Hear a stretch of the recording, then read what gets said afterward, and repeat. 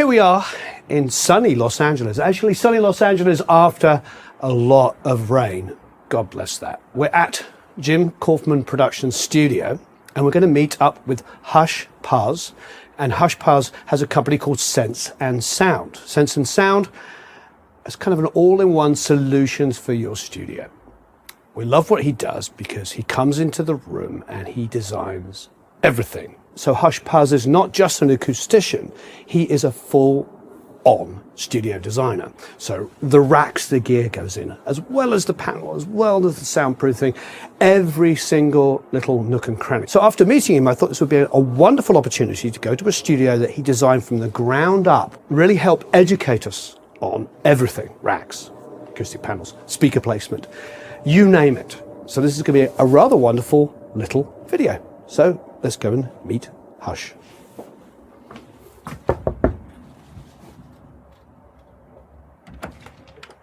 How are you? Hello, hello. Good to see you. Good to see you. So I just gave everybody a little synopsis. I went like the racks, the acoustic panels, the soundproofing, the speaker placement. You did the whole thing? I did the whole thing. Okay, so I suppose the dumb question is like, where do you start? If somebody says, this is my space, where do you start?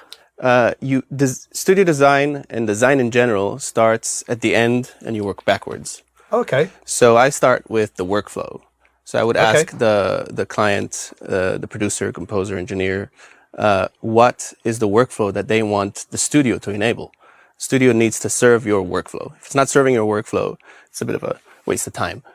Okay. So in this case, you went to the producer, Jim Kaufman, and said, what's your workflow? And what was his answer? Well, they gave me a description. We met at his last studio. They said, we just finished recording a helmet record, and the labels were still on the gear with their names. And, you know, we track drums, we do this, we do guitars. He kind of walks me through everything. I ask him questions about the types of instruments he records, the way he likes to work, his pain points, and what he wishes he could do. And then I know what the studio should do, essentially. Okay. So specifically, what is it he wanted? Jim is a classical engineer producer. Right. He likes recording live, real performances. Great. As much human-to-human interaction as possible, as much real-time processing, real instruments, real amps. And so this was an ADU. This was the kitchen over there, and the living room over here, and the bedroom was over there. He wanted to be able to record a live rhythm section all in one go. And, you know, sometimes you replace things, but to have the convenience of hearing the drums through the microphones and not through the wall. So there's a start there. They were already kind of tracking through the equipment. I don't have to reinvent the wheel for the clients. Usually, when people come to me, they're kind of already working full time. I just kind of go and say, you know, if you do this, you won't have to do that, and then you'll cut a lot of time, or you'll be able to do both of these at once.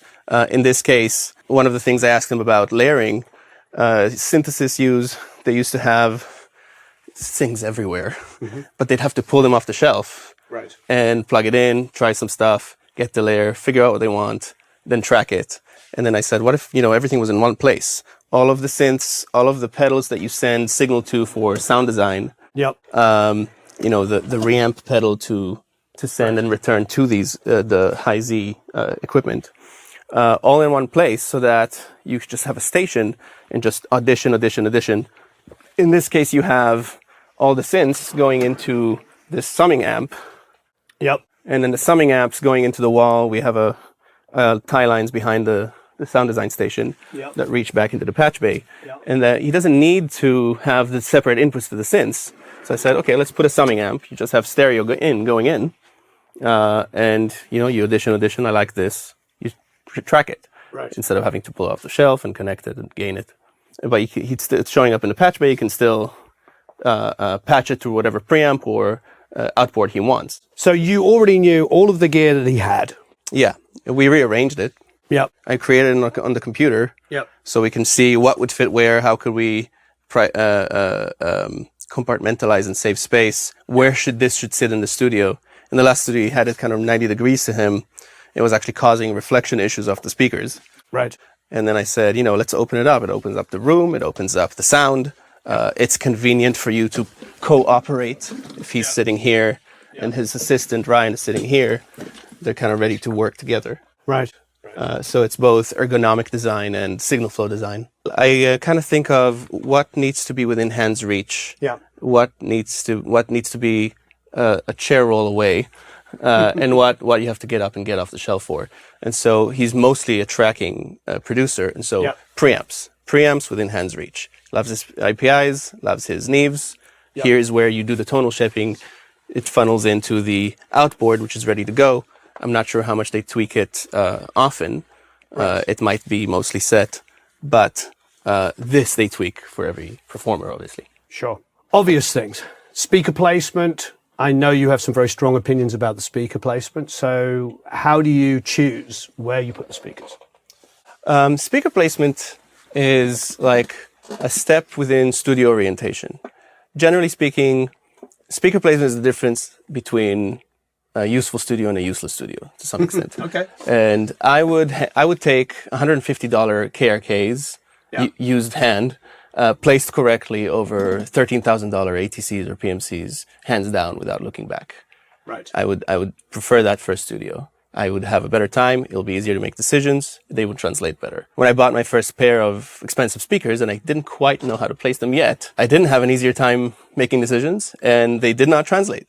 It was just very impressive. There's the basics, the equilateral, that's kind of what everybody knows is the 60-degree triangle. Yep. Thinking of speaker placement, you want to set what is that you want to hear. And so when working on speakers, what you're really listening for is the soundstage. You want to have accurate reproduction of your soundstage. That means you want it to be correct. You want the mid information balanced to the side information. You want things that are up at the front balanced correctly relative to things that are further back, the depth, if you will. Yep. And you want the frequencies, the spectral balance, lows to highs, all across it. And on top of that, you want the dynamic balance. That comes more into the acoustics modification, but things can react differently between low and high volumes, and it can react differently between the transients and the steady state response. So that's what you're looking for. The 60-degree thing is mostly about the balance of the mids to sides. Right. In stereo reproduction, 30 degree to the left, 30 degree to the right, that's kind of the standard.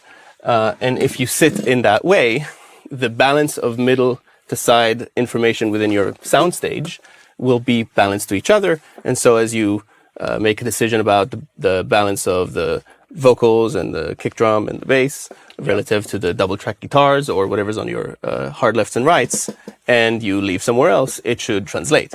Right. And do you subscribe to the tweeter just passing your ear, not directly in the middle of your head? Yes, correct. Yeah.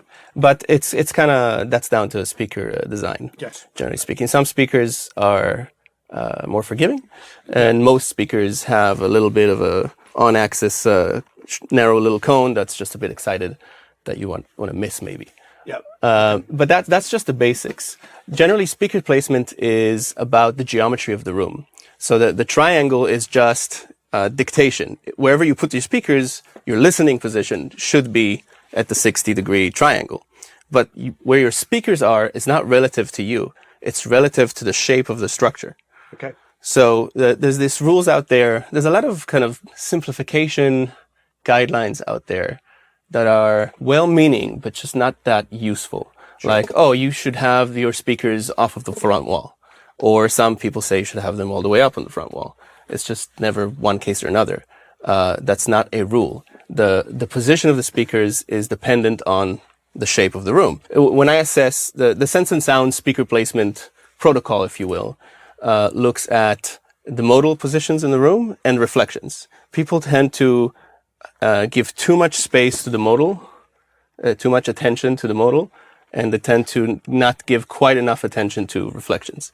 It's been my experience that reflection caused most of the alteration of the sound that you hear. Sure. And so I look at a series of reflections. The modes is simple. You have equal divisions of the space. Halfway point of the room, bass cannot exist in.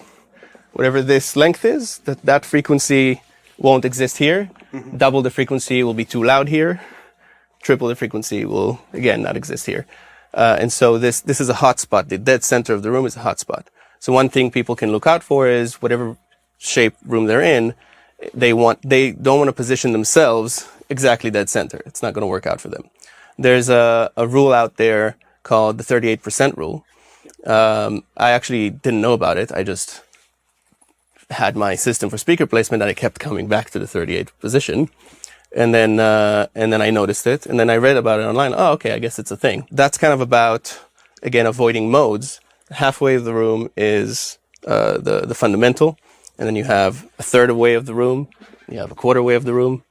Notice that's where the acoustics are placed. Yeah. And you're trying to avoid those places, so 38% of the room is not on the third, not on the half. And so you find yourself in between the modes, so your ears are not where one frequency or another should be boosted by the modal behavior of the room. Separately from that, reflection-wise, you have the speaker placement protocol that we look at. You have front wall reflections, you have front corner reflections, you have sidewall reflections, you have opposite reflections, which are very important for the image. They're the thing that affects the image the most. Then you have back wall reflections. Then you have the back corner reflections. If you look and notice at all of those geometries, you can think of them kind of like shooting pool, right? When you play pool and you need to shoot the white ball off the wall to hit to go over your opponent's ball, it's the same thing. You have some intuition about I need to go over here. It'll be the same way. So front wall is coming off the speaker, hitting about where that panel ends. Back at me. Okay. That panel is positioned to steer it out of the way. I suppose the questions everybody's probably thinking at the moment is like, how do you take, you're talking reflections, how do you take into account all the obvious things like this over here, the Neve sidecar there, the rack mount 19-inch stuff there, and of course the screen. What's the sort of, is it kind of a, for want of a better phrase, making the best of a bad job? You know, like how much can you do because you've got all the gear in the room? How do you deal with that? That is the Rubik's Cube. That's the Rubik's Cube, yeah. That's the Rubik's Cube. It's a little Sudoku puzzle. Yeah. And you can fill in the numbers. And the more numbers you fill in, the better you have. The reflections off the wall, as we've mentioned. Corners are a 90-degree, are a return to sender sort of angle. Yep. So if you look at where you are relative to a corner, yep, the sound's coming out of the speaker hitting the corner, it's coming back where it came from. So in this case, it's coming back over here. It's missing me. Okay. Right. And if you are sitting and what you're looking at the corner, you're like, oh, this is in line with the speaker, then that reflection interference is coming back at you. The sidewalls are the same. It's coming back over, hitting over here. And that will be the same for gear. Right. But based on all of those things, those speakers ended up where they are. And based on where they ended up, that dictates where the screen could be. The screen could actually be closer. It doesn't need to be. It's comfortable for them where they are. But your limit on where your screen should be is you don't want it to mask each speaker from your opposite ear. Of course, yeah. As soon as it starts masking your opposite ear, it affects your width perception and it affects the spectral balance of instruments in your opposite ear. Sure. Essentially. Same with equipment. Everything here is angled in a way that just doesn't come back at you. These things, this is a big diffuser. Right. Big diffusive object. Yeah. Sound hits it, it's not an issue. It doesn't really bounce at you. It just kind of breaks apart. But whatever does reflect, doesn't reflect at you. Right. Even with the rack mount, which is fairly, vertical. Yeah. I mean, coming out of there. Yeah. Over here. Yeah. Over there. Okay. Good. Shoot the billiard ball. Okay. No, I like it. No, it's just good to get clarity because that question has been asked 100 times underneath videos, and I read all the comments. I try to answer as many as I possibly can. Yes. And just to get an understanding of the kinds of things people are asking, and that comes up a lot. What about my gear? Yeah. And also because there's no way to have symmetry in gear. Right. It's not like, oh, well, I've got a Neve. Let's put another one here. You know what I mean? It's not like people are going to... Symmetry is super crucial on speaker placement. Symmetry to the structure. Right. So imagine the room was naked. Yeah. Perfect symmetry to the actual room shape I have found makes the sound behave. The room is kind of like a lens, and the speakers creating the sound in the room, they send sound out spherically in all directions, and all those reflections go everywhere and coincide wherever they arrive. But when the speakers are placed exactly in the same position, you have half as many types of reflections. If this speaker is a little off, then this one sending that one way and this one sending this way have two different kinds of interferences. If they're exactly in the same place, it's the same type of interferences. So it halves the amount of issues you have. And it also, again, if the room was naked, the sound coming out of the speakers, wherever they might be placed, hits all the places and focuses somewhere. And so one should think of speakers placed in a room kind of like a satellite dish. You have the thing here, and it arcs and focuses somewhere. Now this is not an arc; it's a square, but it's a rudimentary kind of similar effect. In the same way, you have a focal point at the back. I have found wherever you put your speakers, wherever that point would be over there, there's another focal point that refocuses, kind of like where the client couch is. So that's a perfect place to put the client couch because it sounds better. I've been in studios where they had like a fireplace at the back, and there was all kinds of issues. However, in the listening position, it was absolutely superb. It's always compromise. Every single point is a couple of % difference. Okay. And that's why, if you look around the studio, it's absolutely plastered with panels. Sure. Now, these panels are not just absorption in a frame. They are a little bit more of a complicated object. Right. But the bottom line is, every single one of the panels is only contributing some amount of %, some individual amount of % towards the overall picture. No single panel is going to make a 30% or a 20% different in your image. Sound goes out spherically everywhere, and each position modifies the listening position by some amount. And so the more of these problems you address, the more everything balances out, equals out, and the higher the translation of the studio goes. I like that. In recording, I always call it the 1% rule. 2% set works well as well. In that you just make everything that little tiny bit better. Yes. And by the end of it, you actually end up with something that's conceivably, a lot better. Yes, so, but I do have to emphasize, the speaker placement is not a part of that rule. Right. It's an 80% difference. Okay. In my mind, an 80% difference. How close the speakers should be to the back wall, to the front wall here? Well, it's literally only a function of the geometry of the space. Right. As in there is no bigger is better, smaller is worse. There's not a line of in small rooms at the front and big rooms you can come off the wall. It's the specifics of the width with whatever frequencies end up being reflected and canceling and reinforcing themselves. It's such that when you move the speaker around the shape of the room, there'll be a position where some interferences line up with some constructive interferences to actually cancel themselves out, or within that range, not have a couple of boosts followed by a couple of cuts that would dictate where they want to be.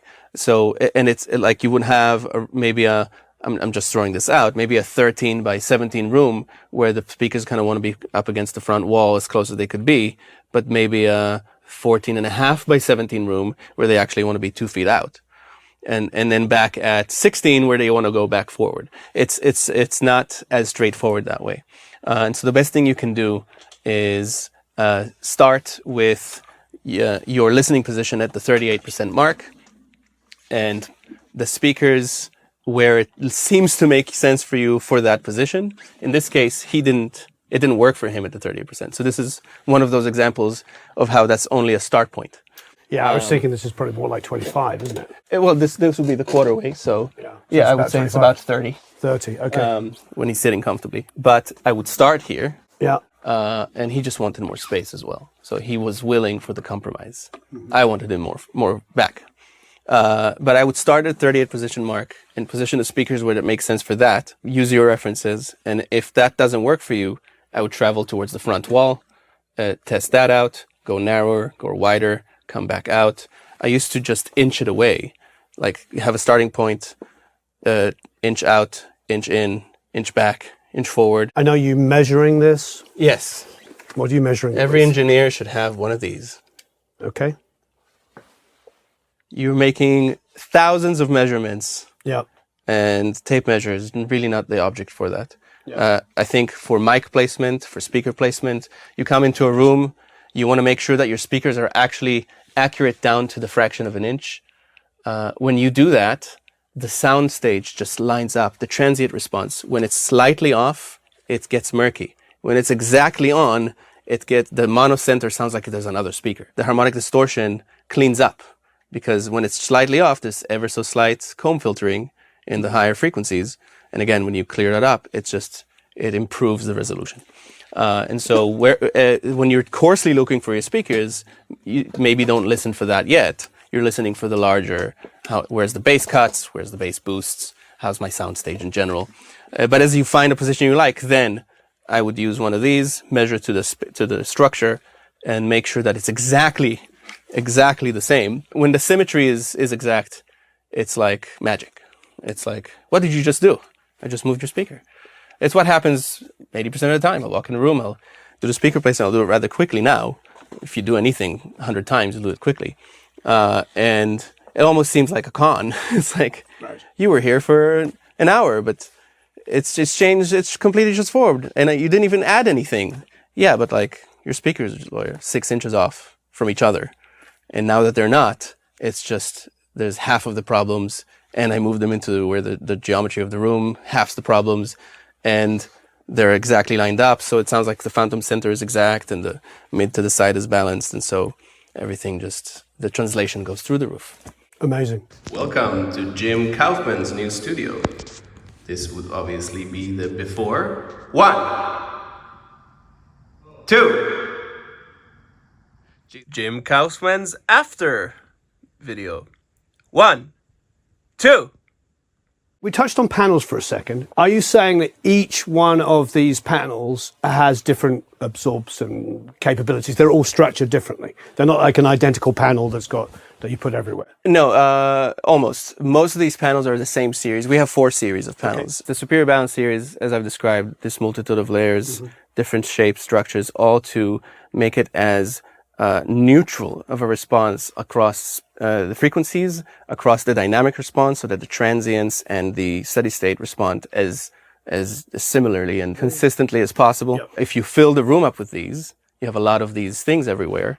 Instead of getting this muffled kind of no mid-range sound, you have neutral sound. And one of the comments I get most by clients is, my mic sounds the best it's ever heard, because it's balanced for speech. We tuned all of the designs, both by talking at the panel, and then we put a speaker on a stand and just play my reference at it.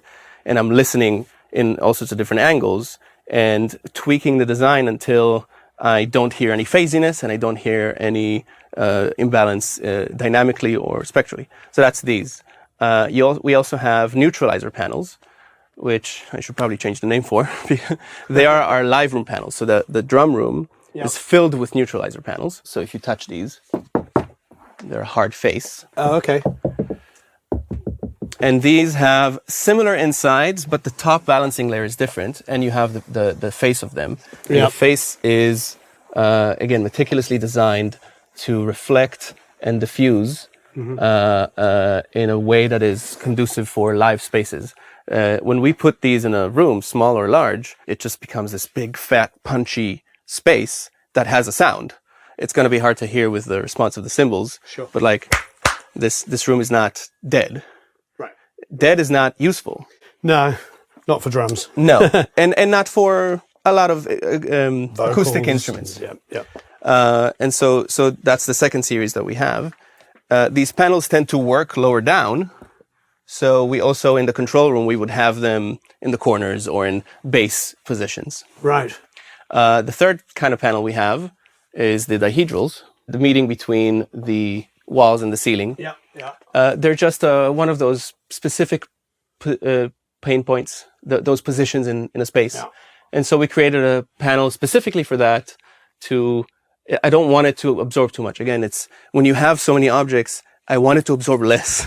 Yeah. I want it to absorb the correct amount and reflect and diffuse the correct amount so that when you end up putting it everywhere, it sounds balanced. And so that's why we created the dihedrals. And the last series is called the subdues. The subdues are kind of our I wasn't asking sort of panel. Okay. It's no longer asking the sound to stop. You know those runways where trucks need to go? Sure. If their brakes fail? And Formula One cars, yeah, they're kind of the grab, whatever they are, they're like the slow down things. Yeah. So that's what that is. Okay. It's multiple layers of absorption, substantially more. Yeah. Inside we have diffusive sheet that the sound wave can pass through, but it kind of cheese grates it. So a wavefront hits the thing, hits the layers of absorption, which are thicker, gets cheese grated by the sheet. And that's the very corner panel there. Yeah. Hits mass-loaded vinyls behind that. And so it's just nothing comes back. No reflection comes back. And it's, again, and then the front is balanced so that whatever does get reflected is balanced. These are just the corner subdues. In this studio, we don't have the early reflections one, but there's a triangular shaped panel for reflection positions. So I've noticed there's one word, I'm sure Eric's thinking the same thing. There's one phrase here that I've not heard you say once. What's that? Bass trap. Yeah. No, I like it. The bass is trapped. You're trying to untrap it. Right. I don't like the concept. Yeah. There is no bass trapping. Yeah. There is no bass trapping. Like I said before, people kind of tend to overemphasize modal behavior. Right. And bass trapping is essentially the pressure accumulating in the corners. In reality, that is some aspect of the issues, and you're going to address it when you put panels anywhere. But what mostly is going to affect your bass is reflection cancellations. And so corners are a lot more of an issue as far as sound hitting them and coming back at you. And because that's a large path length, it becomes a lower and lower frequency hole and causing holes in your sound. It's not because the sound is stuck around over there and got trapped. It's because it's reflecting and canceling itself. Right. And so the whole concept of bass traps is just it's a convenient language for marketing. It's not really a... Good. I like your sound. Yeah, because as we were pointing out on that panel, I was like, that is traditionally what somebody would have said, well, the bass trap. And I didn't hear you say that. No. This is and great. the dihedrals are not trapping the bass either. I don't like 45 degrees. I don't know if you've noticed that. Everything here is in 30 degrees. Yeah. And 15, but no 45s except for these. So here we have these whatever you call these, like almost tiles on the ceiling, which these are polygon diffusers. Polygon diffusers. And what is their role? Just to randomize high frequency, and so it goes in different directions? Honestly, it's to diffuse light. When the different lights sources hit them, they create a very cool look. That was the main reason we put them up. The room would have sounded relatively similar without them. Okay. They do work above 1K. They just don't do much below 1K. For an object to modify sound, it has to be at least two-thirds of the size of the wavelength. This isn't going to work. By 700 hertz, this is essentially almost flat. And so it helps some of the high mid-range clarity and intelligibility. But within the listening response context, it's all out of your shot anyway. And so this was mostly a visual design aspect. Oh, no, it's cool. I like that. And to be honest, it works very well as a visual design. They're definitely very striking. When you first come in, you see, as you're saying, the light bouncing off them. And it really helps. I suppose it helps it not look like a box. It looks less like a room with some panels. Exactly. Yes. Yeah. Another important aspect of the sense and sound fidelity formula that guides our studio design aspects is degradation. This seems to be, for some reason, a contested subject in the industry. Half of the people are like, what are you talking about? But I follow my ears. As is best? I used to produce records. Degradation is this hidden cost that permeates everything in sound. You can probably relate to it most from mixing. You can layer 17 plugins on your channel, but everything is going to cost you something and give you something. And kind of like in business, you want the sum to be more than the source. Right. And so if it's cost you more than it gave you, then you're losing here. Right. And that cost is degradation. You can put a plugin in, some of the clarity was reduced, but you got whatever effect you got. That's degradation. In studio design, degradation creeps up everywhere. Mostly you can see it in cables. Cables is this to not be spoken of topic for some reason. Mm-hmm. But cables are a thing, and they have a sound, or they modify the sound that passes through them very gently. But kind of like panels, the 2% rule, a little bit here and a little bit there in an analog studio that has everything going to the patch bay and back and forth, and it's going to this gear and back to the patch bay and then back to this gear and back to the patch bay.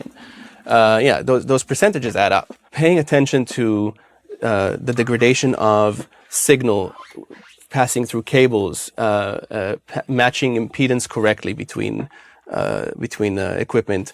So high Z chains like guitar chains, guitar pedals, and the guitar amps, a lot more susceptible to this form of degradation. A lot of times I see, people kind of connecting things willy-nilly, whatever they want, and they're going through their entire pedal chain, but they're using two. And then I'm like, try this. Plug, plug, plug. Yeah. And it just opens up, and they're like, what just happened? I'm like, you just cut out all of the degradation. Right. The same happens in speakers, cables on the way to speakers. The same happens in converters. So when I go and perform speaker placement for a studio, the service is called speaker placement and calibration. The calibration part is I also would very often turn down the speaker, turn up the converter, because the highest resolution of the converter is at the top. Sure. And if you're living down here, because it's loud, then you're getting half the resolution of your converter. So that's one form of degradation. Mismatched cables are another form of degradation. Transmission loss through stands. These objects under the speakers you're seeing here, they're called inertias. Sure. They're a sandwich of granite, vinyl, concrete, tensolite. I was wondering what they were, yeah. Oh, yeah, so there's wood at the bottom here, then looks like concrete in the middle. And the wood is because that one's an extra large one, so we had to attach separate materials. I see. But yeah, if you hold one of these in your hand, if you can, because it's heavy. I suppose they must be very heavy, yes. And you knock on it, yeah. It feels like you're knocking on the concrete floor. Right. And so what the purpose of that object is, it's presenting such a higher impedance for the sound going down through the chassis than the air is, that whatever sound energy follows the path of least resistance always. Sure. And so whatever path it would have found that has less resistance down there now is higher resistance, that energy comes back to the air. So like one thing, absolute pet peeve of mine is foam under speakers. I was just about to ask you about that. I was thinking the whole time. All it's doing is, if the speaker is doing that, Newton says when that's doing that, the chassis is doing this. Sure. If the foam lets it have that give, it will take the give. That's transients that went this way instead of that way. Sure. Instead of going into the air in your ears, it's just being absorbed by the foam. Get that foam off. Yeah, no, it's fantastic. What do you think of those kind of ISO pucks? The pucks are good. Their strategy is they're concentrating the path through narrower pathways, so it's less surface area. So that's good, because we use the ISO pucks. Phew, we're okay, Eric. and they do have they're about decoupling, right? The decoupling is separate from helping the speaker perform. It's not the same goal. They do have some give. That give is higher impedance than the audio band. But I have found that nothing beats pure mass. Right. Which makes perfect sense. Yeah. A lot of mastering rooms, you're like big just cinder blocks instead of stands. Yeah, absolutely. I've always loved the way a drum kit sounds on a solid concrete floor, as opposed. I mean, you can put a carpet on there because it makes zero difference, only that thick. But a concrete floor, and whenever I put them on drum risers, I always felt like I lost low end. Yes, you did. You did lose low end. You lost generally transient impact coming from the drummer, just went into the floor instead of the membrane. Here you have a mock-up of the studio. Well, this is the project through which we designed the studio. Amazing. And so we had quite an extensive back and forth, deciding what should go where, deciding how to modify that wall and improve the isolation between the rooms, calculating the signal paths, designing this sound design station, which I initially drew it up just because I'm like, oh, where will things be? So I'll know where to put the panels. Did you break the floor? Sorry? Did you break the floor? We didn't. No, this was up to one of the lines that's hardest to find in this business is what is the line which the client cares about and past which he does not care about. Sure. And I found where that line is, how far Jim wanted to go with isolation, and he's been happy. So we made the good decision for him. Right. But no, we didn't bother with that. That's not a completely isolated room. So when they drum, it does bleed into the house. Right. It's minimal this way. Right. So you can make decisions. Okay, just to be really, really blunt, I would say, of the one, well, everything in music, gear, whatever, there's always contentious opinions and infighting and stuff. But I think probably studio design and studio acoustics in general is one of the most explosive areas. Somebody has an opinion and, wow, I can't believe it, you said this. Yes. Just off camera, you just said that, you know, you hope that this is going to help people coming up sort of like get some clarity on this. And I like that a lot. Well, let's go over to the room. Let's go over to the room, and this is beautiful. Basically, when you came in, Minus the kitchen. The window wasn't there. window wasn't there. So you put the window in. The kitchen's gone. She walked in. This is going to be the live room, logically. So you put in a glass here for that. Yes. And he wanted it more to the left, but I said this is an important acoustic position. We want a panel here. You don't want a window there. You do want a panel here. Right. That makes sense. Yeah, I can see that. I understand why he would want to be to more the left, because he wants to just crick his head slightly and see the drummer there. Yeah. But yeah, sound has more crucial for him was that the rhythm section players sitting here would have eyesight. which they do. Yeah, and he has eyesight to the vocalist. Great. Major challenges for me looking at this is like, how do you get, what kind of separation can you create between the live room and the control room? Now, we talked a minute ago saying this wasn't a break the floor kind of situation. What did you do to get the best you possibly could in that situation between the two rooms? We really just reinforced this wall and the door, because we were going to add the windows, we were going to do construction, so this was going to open up anyway. We needed to add cables to the wall, so again, we opened it up anyway. We also redid the power leading to these things. It's all being fed by Mauer Applebaum's Equitech sound cleaner. So the power goes into this and then goes back into the wall. Power in the walls is, we ran new cables with a twisted pair, ground not twisted along with them. It's kind of a little trick to clean up the power. So we're just doing everything to minimize the degradation of the power specifically. So twisted pair, no 90-degree angles, but keeping it... But the ground is not twisted with it. Okay, so the ground goes down the middle, presumably, and everything twists around it. No, separate cable. Separate. Okay, good. And that's feeding all these things. So we were going to open the walls anyway. What we did here is we opened up that wall and we built a second pair of studs that is for a staggered stud configuration. So that the studs touching this side of the wall are not, this skin are not supporting the other skin. So they're just completely separate studs. Since having done that, there's been this product called Hush Frames. And they are phenomenal. And it's not affiliated to me. I know it's funny. It's not my thing. So it's kind of like this little object. And it's very good. Great. It's like a smaller, cheaper wooden version of the ISO clips with the channels. But it gives you so much more alternatives and for much less cost. And the best thing you can do is staggered studs with Hush Frame. That's just a bit exaggerated. I just find that staggered studding is not expensive. Another set of studs with 3/4 inch layered. It's not a lot of loss of space or anything, and it does decouple the two skins. So that's what we did isolation wise. So I could show you the harmonic guides. That's the modes, and I could show you the reflection guides of the speaker. Color, material, and so if we put back the speakers, studio. There we go. This is all of the reflection analysis coming off the speakers of where things hit, essentially. That's fascinating. And so that, again, it's not all of them. It's the largest one, the most fundamental ones. Right. And then if you put the panels on top of that, we're aiming to catch and redirect every possible reflection. And so add the clouds there. So we had to add these extra clouds over there because it was just catching that. But generally, my approach with reflections is everyone's again hyper focused on absorption for part of that aspect that they're kind of focusing on resonances and room modes too much.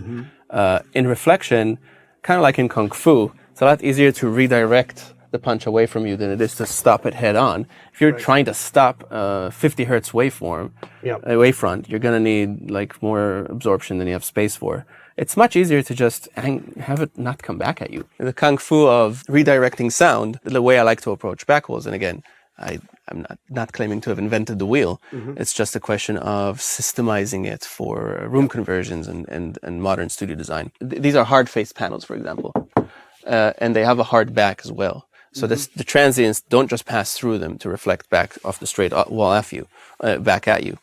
And so they're positioned with these angles such that the wavefront hits them and just gets redirected away back from causing its interference back at the front. And that's the same methodology as we use here. On the side panels, they have these angles. Again, whatever comes off the speaker hits the panel, gets reflected away. And most importantly for those is taking into account the opposite reflections. Because you're sitting here and you're listening, and if the left speaker hits that wall coming back at your right ear, it just narrows the image, confuses your positioning ability, and changes it changes the phase feeling, the way that the impact, the way it impacts you. And so we do this reflection analysis on it and build the panels in such that whatever does get reflected gets reflected outside of the space. That is not a new concept. Don't reinvent the wheel. Non-reflection zone is not a new concept. But it's that being balanced with having absorption where you need it and not where you don't need it. We essentially turn the room into like a diffuser folded in on itself, where the impedance or the acoustic impedance across the room, wherever the impedance accumulates, which is around the modes, there's an object there to increase the resistance to it. And wherever the impedance is low, there's not an object there. And that way we're kind of balancing out the impedance across the space, creating a balanced sound across the entire room. What about if, say, in this space, now it is a tracking room, so totally get it. The pair of speakers here, sitting there, I'm sure it can mix in here as well. Oh, it's a mixing room. Absolutely. What about, though, for the guy, the girl, who wants a kind of huge, not necessarily soffit mounted, but huge speakers to project at the back of the room, blah, blah, blah. You're using multiple sets of speakers. What kind of challenges does that bring? Because obviously we've got here, but if somebody had a huge pair of speakers behind, they're projecting right through the room, does it become compromise upon compromise? Well, two aspects to that. One, because speaker placement is a geometric equation or geometric function, in reality, you probably can only place one set of speakers in an ideal position for the room, which means other sets of speakers are going to be a compromise. You cannot place 3 sets of speakers in any room, short of very specifically ungeometric shaped designs, non-reflection construction. You cannot place speakers in any room, 3 sets of them, for all of those 3 to have a balanced flat response. It's not going to happen. Some of them will be too wide. You can set them such that with each set you have to shift yourself. Sure. But now that you've shifted yourself, you've traveled across the modal response of the room, and the reflections are different. So you're always going to you need to prioritize one set of speakers. Okay. Now, there's 3 or 4 types of monitoring. You have high resolution monitoring, these in this case. Yep. Those are monitors in which you have a really high magnifying glass resolution of all the details of what you're hearing that you trust. You have low resolution monitoring, so that's monitors that purposefully don't have the high resolution magnifying glass. Think HS8s or 7s or maybe monitors that are still monitors but are not quite these PMCs. And this is all coming back from workflow design. You sometimes want to pay attention to the detail, and sometimes the detail is distracting you. You want to make musical decisions. You want to not get distracted by the fact that this part of the mid-range is bothering you. So in a dumb guy way of explaining it, you're saying less pronounced in the high mids, or more pronounced, or how are you defining it? I think resolution is a good way of thinking about it, as opposed to thinking in spectral ranges. Think of like YouTube videos. You have your 4K, sure, 1080p, 7, whatever the number was, 480. It just gets more and more grainy, right? Yeah. So it's some speakers, and it's smoothed out. You're not seeing pixels.